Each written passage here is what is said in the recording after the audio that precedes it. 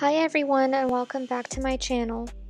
In this video I will be showing you how I made this flower painting and a few methods using clipping masks in Procreate along the way. I also show you how I created the sketch and line art before I start painting. I will put timestamps below for all of the parts of the video. So first things first, I started off with a photoshopped sort of reference photo I put together. I normally only do this for my traditional paintings, but if I'm doing something that involves very particular lighting, I like to just Photoshop something together so I have a good reference for that, especially for surrealistic imagery. This is a whole other video on how I do this, how I transfer it to my canvas board, so I will link that in the video somewhere so that you can go check that out. So right here I am just starting my sketch so I can get the proportions correct for the flower. Something that I do in order to start sketching is I kind of gauge where the perimeter of the subject matter is within the frame I'll be painting in. So for instance, I put a line on top about the height of the flower, and you just kind of keep boxing that in as you go and get more specific with each part of the subject matter until you have a finished sketch. Obviously, learning how to draw is a whole thing on its own. So I could do like tons of videos just on drawing. But if you guys have any specific videos you want me to make regarding that, I totally can. Having the picture right there definitely helps to be able to gauge the size of the flower and all the proportions and all that, but I'm not trying too hard to stick like exactly to it. I actually wound up changing the stem too because this was for a challenge in a private art group I'm a part of, where we do weekly challenges, and the word was timid, so I wanted to add that kind of character to the flower. And you really don't have to do this part. I just did clean line art because I like to. I don't know. I guess it kind of helps with filling in specific areas with one color just because it's more of a precise line. So I guess that's why I do it. In this video, I'm working more in layers versus painting how I normally do all on one layer. I did get a request about going over clipping masks, so I thought this would be the perfect painting to show you how to do that because there's a lot of different elements going on.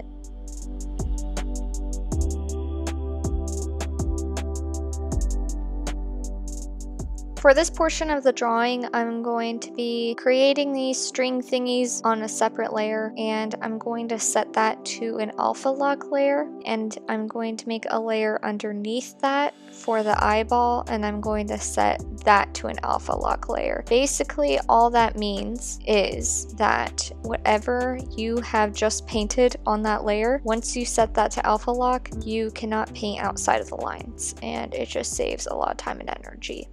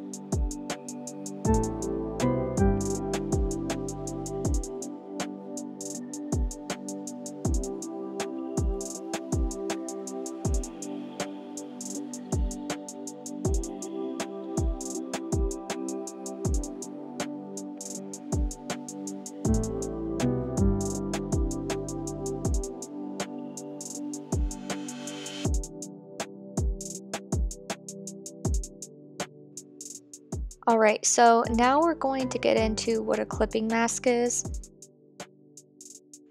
Basically, all a clipping mask does is select something from the layer below the layer that you're working on, and it uses that object as the boundaries in which you can paint inside of. I'm going to show you how that works here. So I wanted a way to specifically paint and shade and highlight the tips of these string thingies inside the flower. So I'm using the green layer underneath as the clipping mask, and I'm painting on top of them the color I want them to be. And I will show you in just a second what that does once we set this to a clipping mask layer.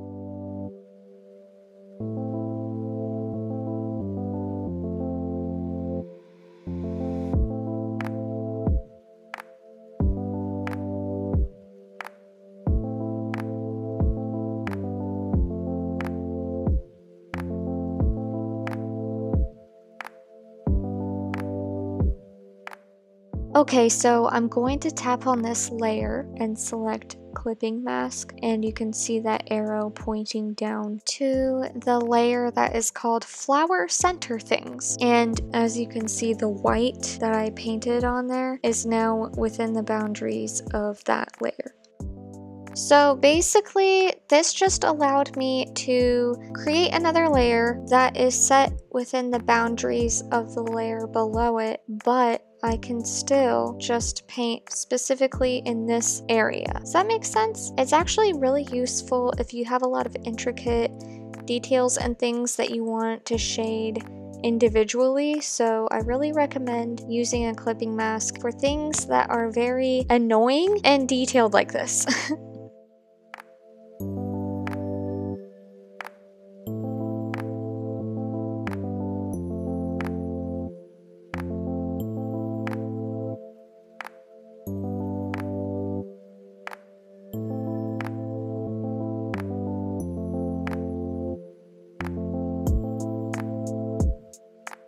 And here's what that all looks like in time-lapse. I then moved on to the eyeball, and I wanted to establish some of the shadows and highlights on there because it's kind of a tricky spot to capture the light correctly, so I just had to work on that for a little bit. Then I used another clipping mask for the iris that was on the eyeball. I wanted it to be within the boundaries of the eyeball, but I also wanted to just paint that portion of it alone from the rest of it.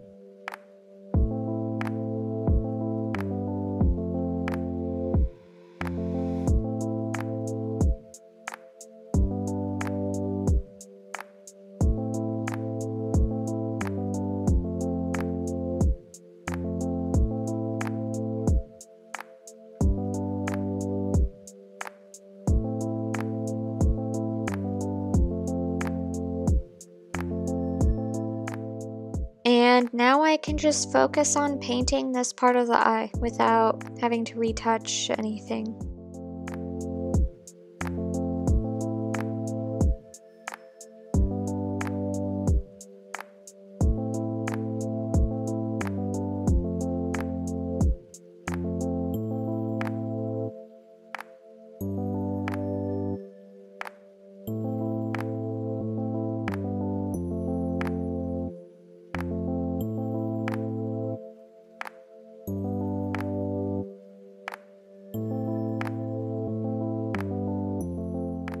This painting was very interesting to do because the lighting mixed with the white petals and everything else going on, it just caused a lot of weird reaction with color going on. Like there's a lot of green and purple happening. I say this in pretty much every single one of my videos. Nothing is ever just one color. There's color in shadows, there's color in direct light, there's all this other stuff cause science, and you know, you have to observe that in order to really get the effect of realism in something. So as you can see with the leaves in particular, there's a lot more yellow areas in some parts, and whereas the stem has a lot more of a cool toned green because there's a shadow from that leaf going right over it. And the lighting was very dramatic in this reference photo, so it only enhanced that further.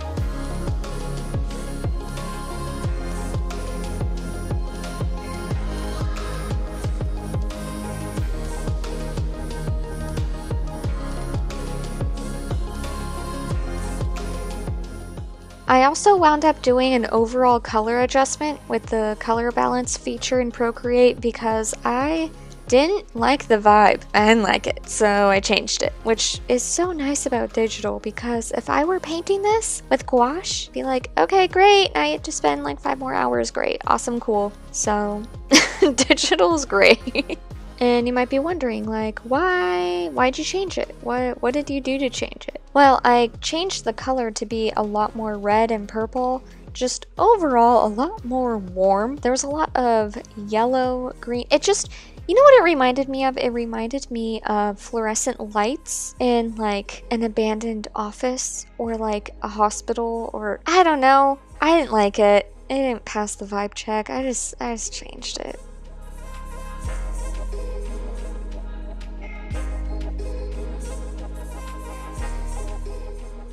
And the lighting is so confusing in this one because these leaves in the reference photo, they bounced back as like blue, so they were cooler, and I didn't like that, and yeah, I don't know. So here I'm just adding some cool toned highlights to the areas of the leaves that are between the veins where they kind of pop up. I'm not a fan of them, but we're gonna move on.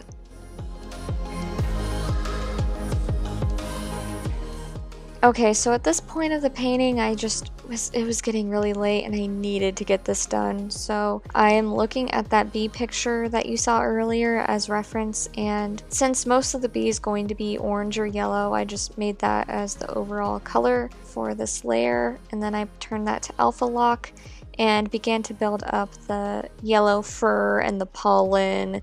I gave it some wings by using a really light blue color and eventually erased some of the wing away to give the illusion of transparency. Oh my god, and it's done. I still hate the leaves. I think they look a little too digital in my opinion, but it's done, thank god. If you liked this video, give it a thumbs up, and if you did not like the video, give it a thumbs down and maybe have a nice cup of hot cocoa and just chill out. Alright? I'll see you next week. Bye!